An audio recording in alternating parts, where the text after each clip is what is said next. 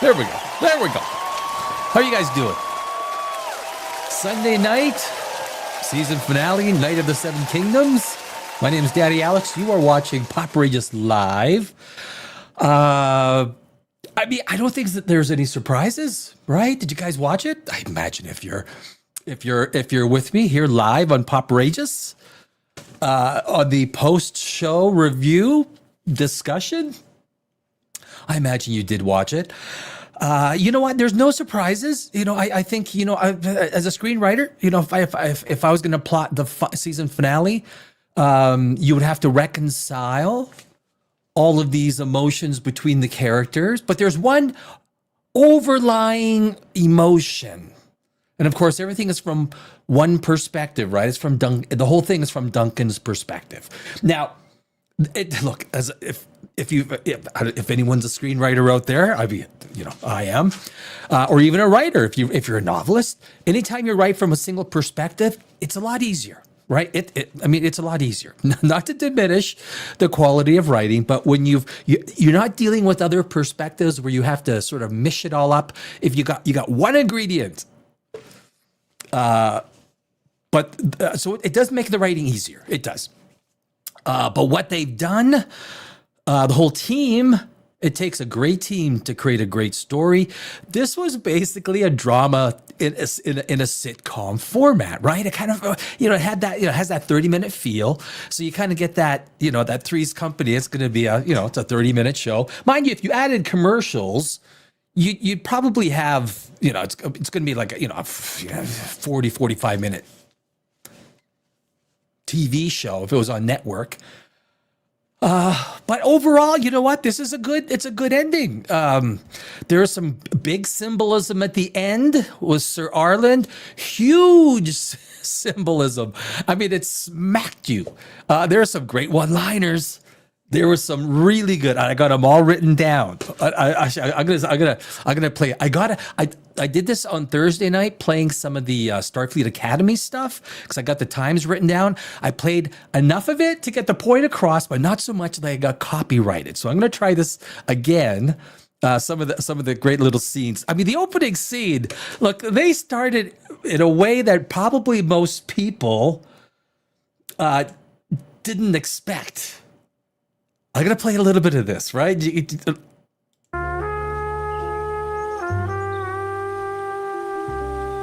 Right? We start with that. What's his name? Looks like George Clooney, doesn't he? He gives that George Clooney vibe. He really does. So the show is called, the episode's called The Morrow. It's on the morrow. But I do like what's his name?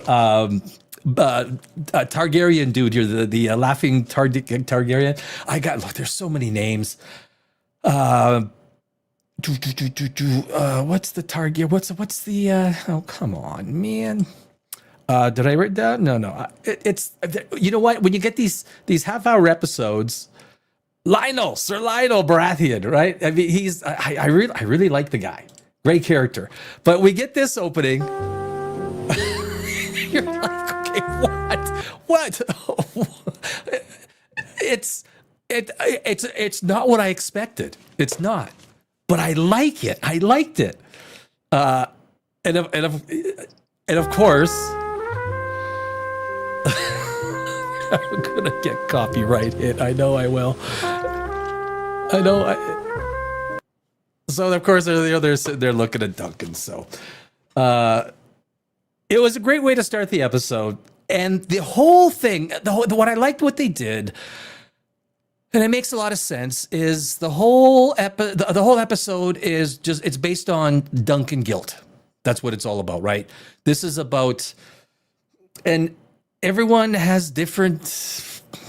The one gal came. She said, "They ruined my name day, but I believe that what you did was right and just, or whatnot." So a lot of people had different. We found out that his brother, what's his name? The Makor killed Baelor. His brother killed him, probably by accident. I don't think he meant to, or did he? I don't know if you guys, someone out there that read the books, you could probably give me a lesson or two on that. But I think it was probably an accidental hit in the back of the head. But that is something that we did find out. One of the best lines. One of the best lines, guys, from from Sir Lionel Baratheon. I tell you, this was fucking awesome. This was a great line. The Maester there, he's gonna die. There's nothing more I can do. He's gonna die. And then Lionel Baratheon says, "Oh, you know what? An itchy asshole is beyond your abilities." I thought that was one of the best one-liners of the whole episode. An itchy asshole is beyond your abilities. Yeah, no, that was good. We got a little piddle. A lot of the episodes have got this one we had a little PP from Baratheon. Got a little PP. And then we had the burning, the roast. I think someone called it the roast, the burning of Prince Baelor. And it was his son's armor. We got a little scene with his son. Son's not very happy with Sir Duncan.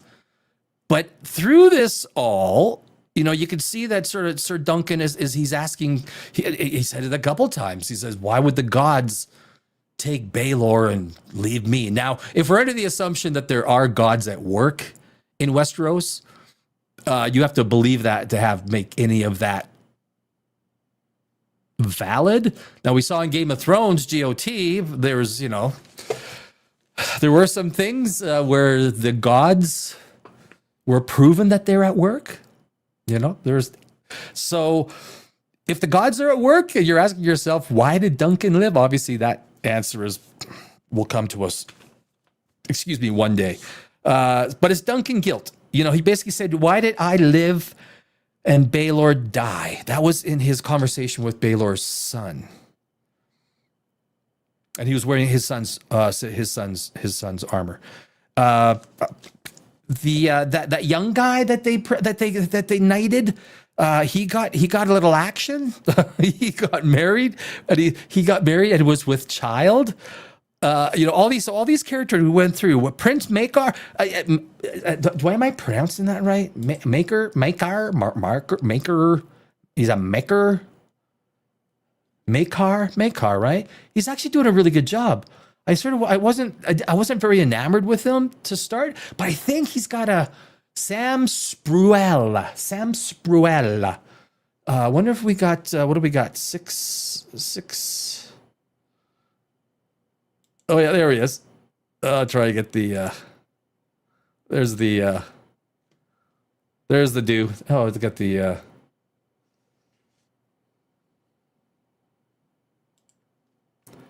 Where's the?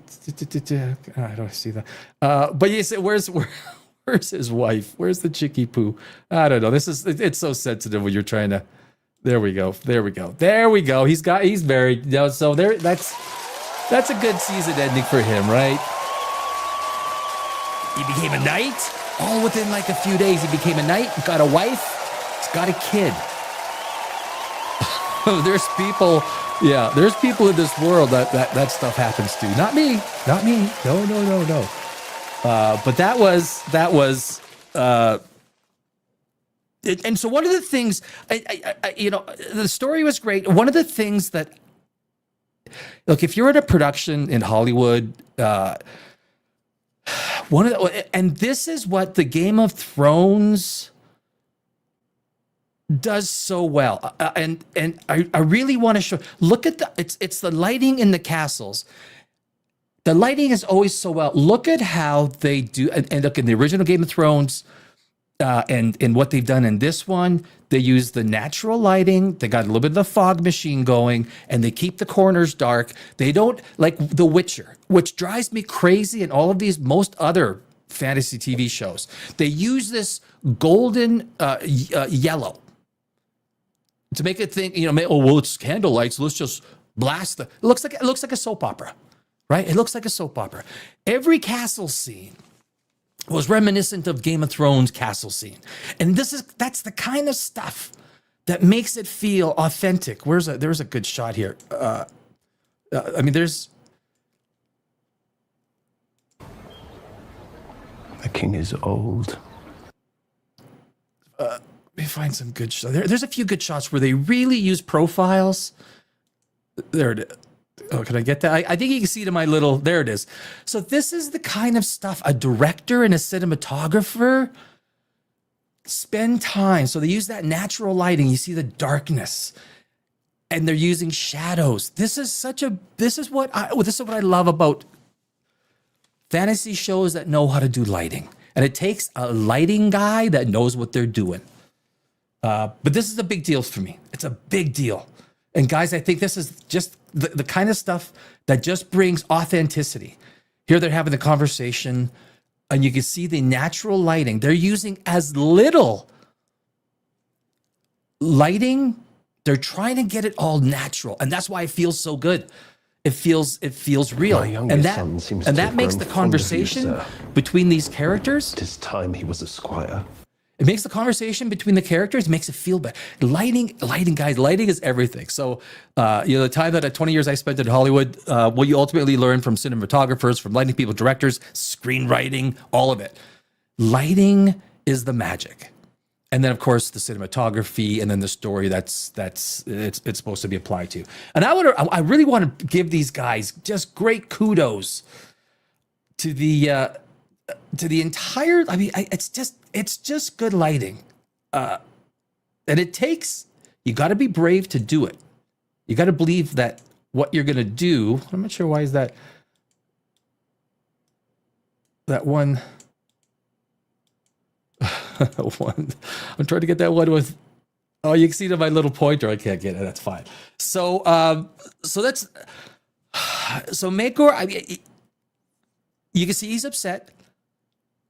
A lot of people are upset. And of course, we're still going back to the Duncan guilt. He offers, because little Egg wants to be the squire, he offers Duncan to come inside the castle. He'll finish his training with his arms guys, and then Egg will learn off of him. But of course, if that happens, we don't have a story. It's like, well, Duncan lives happily ever after again in a castle.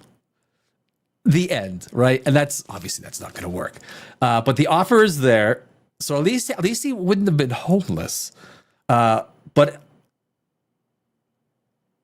little egg is makeup, and like all this stuff is good. Makeup is good. And another good line. There was another good one-liner there. Duncan says, "I'm done with princes." That's what he said. I'm done with princes.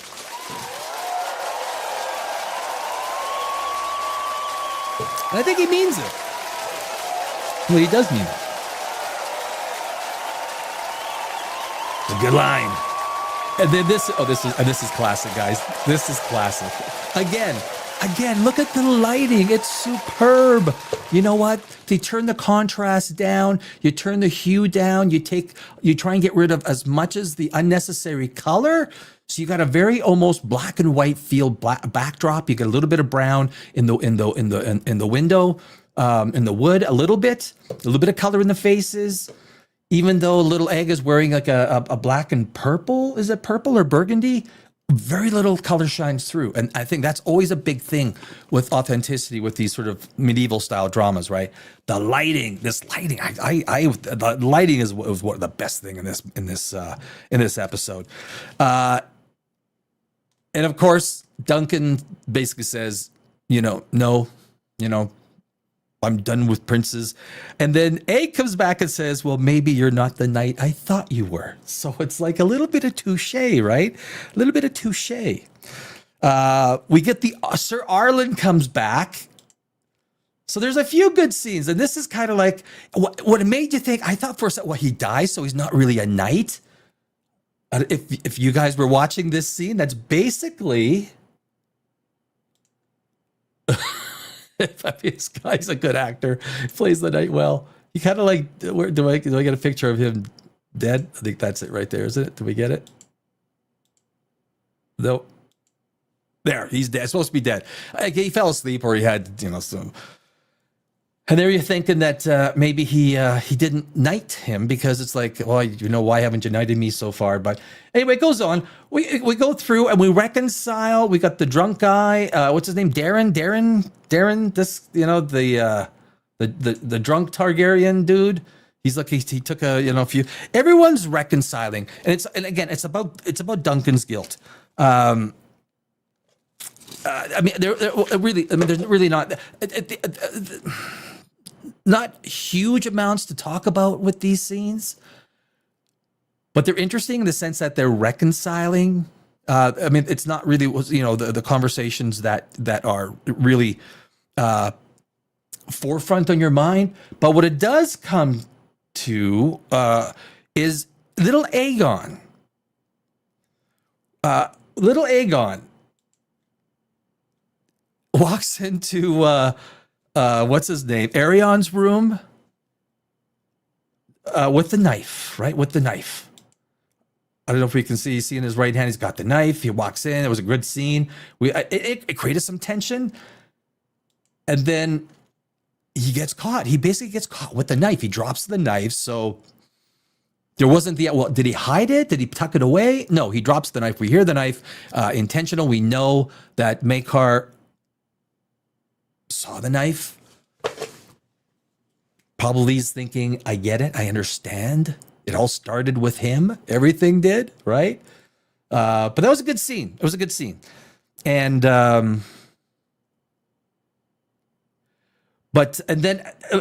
after this, basically Duncan comes back. Oh, this was the gal saying ruined her name's day, but you had the right to do what you did. Again, a point to the lighting. Great lighting, guys. Shadows in the face. Look, a good lighting guy and a cinematographer. This will scare most people, like doing this aggressive lighting. And you can see it in other movies and TV shows. That's why it looks like soap operas. This looks real. It's not easy to do. But basically, Dunk comes in and says, I'll take Egg on the road with me. And Maekar says, are you fucking kidding me? You're gonna have him sleep in ditches and sleep with horse poop? No. So that doesn't work out as planned. And then I think one of the big symbolisms is when Duncan nails a penny to the tree, which is where the penny tree came from. We learned when in that one little scene with Sir Arlen about nailing the penny to the tree, and that was something about going to war. That when you nail a tree or a penny to the tree. Again, symbolism, and I don't think it was much of a surprise when little Aegon comes running out, and you probably thought, right? You probably thought, okay, you know what? He probably snuck away. No one, I don't think anyone thought that he had permission to sneak away. But the inference was, you kind of saw that. I mean, you saw that sort of building to the end, right? If they're going to ride off together as knight and squire, and all of the basic, boring, scenarios aren't going to work. They wouldn't work for the story. I mean, it'd be so freaking boring. That's like literally the end. Well, you know what? So you always got to be, and so but I think, and this is the biggest thing that I think this episode and this season represents. We see a representation of Sir Arlen, and this is just good screenwriting, in the idea that Duncan is the knight. He's got the squire. It's like a role reversal, right? He's still carrying the memory of Sir Arlen. And we saw that. He put the penny to the tree. All these things that the whole season, we go he's reminiscing off of what he learned off of Sir Arlen. And of course, the big thing was when they're riding off, Sir Arlen makes a quick left and rides away, basically representing that Duncan is shedding he's turning into a man. Is that the way you say? He's turning into a man. Good old Dunk. But it's good symbolism, right? You wanted, instead of coming right out and saying it, or having this is a great way. And I think it's these subtle things from the lighting. This is what's called show don't tell, right? Nothing was said in this scene, guys. People always ask about, the whole show don't tell concept. This is showing, not telling. So if you're watching the radio version of this, you would have no idea what just happened.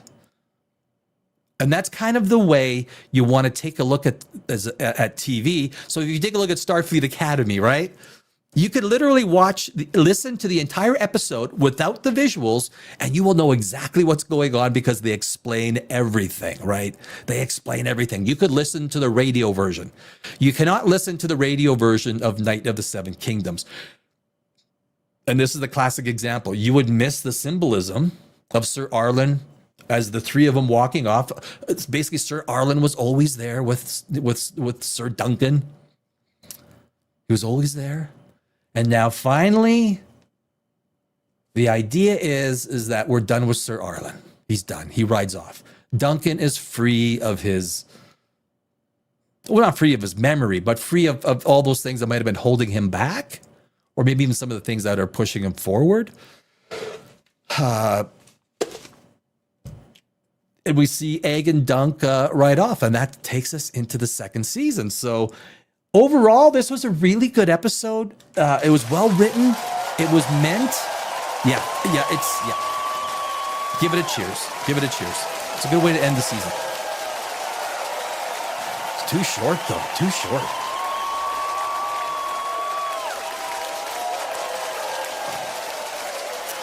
So it was a quiet episode, and again, it's about Duncan's guilt. And Makor had a really good. When Duncan was talking to him, it's like when the crops fail or this fails, they will say that it's Baelor wouldn't let it happen, and all of these things that because Baelor was going to be apparently a great king, well respected. So there's some interesting ideas that are sort of formulated around that, and Makor sort of set it up so that there are some psychological things. Even from what, not just psychological, from what the realm might think of Sir Duncan now, obviously this will spread pretty fast, very fast, that he might be known as, as the Kingslayer. He might be known as, I haven't read the books. So maybe some of you guys have read the books. I haven't read the books. So, as someone who has not read the novels and novelettes, I look at the series as exactly for what it is, right? It's just a really well-written series, 6 episodes. The biggest problem I have is obviously I think what everyone has is when it starts and you really like what's going on, it ends. I mean, it always keeps you wanting more, but I think, gosh, you know what? If they could even bump it up to 45 minutes, if they could do 45-minute episodes, if they could do an hour, that would be fantastic. I think it would help the story a lot. Although in this format, like I said, it's an easier, right? When you have one perspective, 30-minute show, it is easier as opposed to dealing with multiple perspectives and trying to get multiple characters in and the dueling, different perspectives that have to manifest themselves into the final third act or into the climax or however you want to put it. So overall, guys, it was a pretty good episode. And a pretty good season. I would give this again high marks. For me, 8.5 is huge. 9 is seriously. You can go. There's nothing wrong with it. So you can go 8.5, 9. I wouldn't be scared of going that high. There is a lot of good symbolism. They did a lot of good things with the story elements to tie things up, to put enough intrigue going into the next season. Although there isn't a huge amount, right? It's kind of ended a little flat. So you could say they could have built some more of a cliffhanger with the Baelor death. They left a little bit of one, and I think that's sort of the idea, is the stigma now that he's got to live with and go on with. Maybe, if you take, maybe there should have been a little bit more energy put into Duncan's reputation as going to be known as the guy that, you know, is because of him, Baylor died. Or maybe something, who knows? I'm not going to rewrite the script in like, you know, a few minutes of watch time. But maybe that's one thing I would have thought. A little bit more zest. Right now, we're going into the second season, not with a whole lot of energy. It's fairly subdued. We're not really. We're basically looking forward to is the next adventures of Duncan Egg, which is fine. Most people will watch it.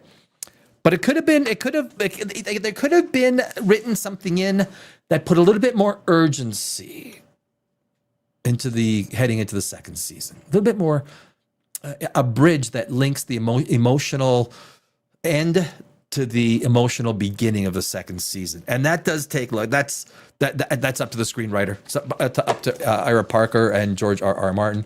Probably more with Ira Parker, ultimately.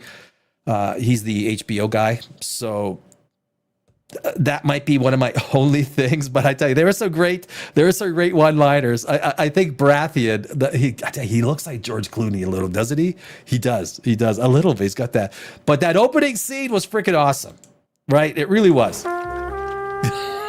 It's a good.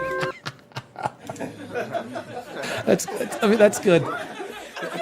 And of course, with the Meister, you go, the Meister, I think he's gonna die. He's gonna die. He's like, and Sir Lionel Baratheon, he basically rubs that off. He goes, "Oh, an itchy asshole is beyond your abilities for, you know." Fuck, that was a good line. It's freaking hilarious. Then he went to go pee. We had a pee in this one, no poo. We had a throw up, we had a poop, we had a pee, we had a couple of throw ups in the last episode. We had a couple of throw ups. So these are some of the things that I got. Duncan guilt. You know, why did I live and Baylor die? He said that, you know, verbatim, I think a couple of times. Where was I'm done with princes. And then Egg comes back and says, maybe you're not the knight I thought you were. I thought there was one more line that I wrote down. I thought, oh my God, that's freaking awesome.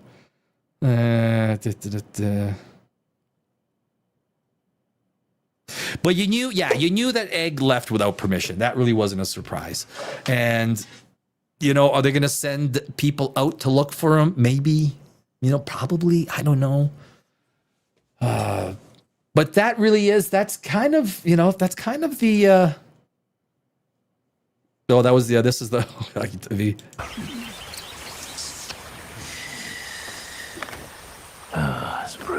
No, the man is... Come with me to Storm's End. Come, it's fine. You're fine. They have mortified it. It's Here it beyond is. my abilities. Oh, the others fucking girl me. Beyond your... An itchy asshole is beyond your abilities, my friend. Be gone. That's what it is. That's the line right there. At least I could do that. Look, there isn't too much to talk about, really. I mean, you can't really get into the fine details because the fine details are, that was good. Sir Baratheon, Lionel Baratheon, he wins I had the best line in the episode contest.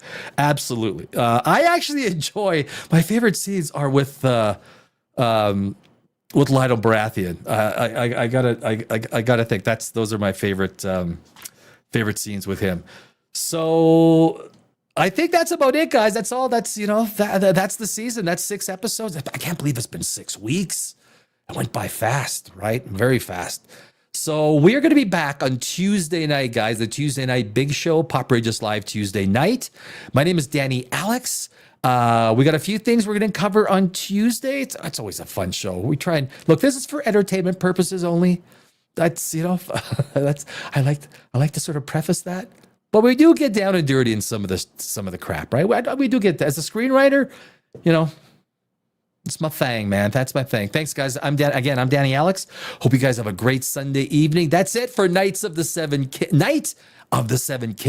Night of the Nine Kingdoms. Excuse me. Night of the Nine Kingdoms. Little Egg set us straight, right? Way to go. And I will see you guys on Tuesday.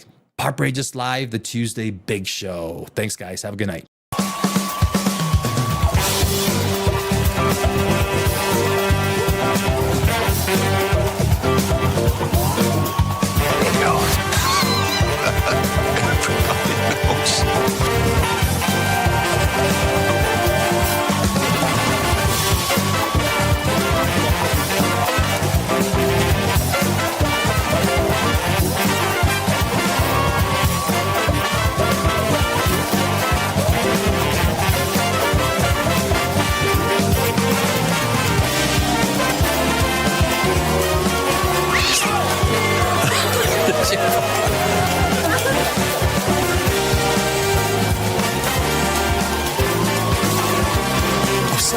You're still there.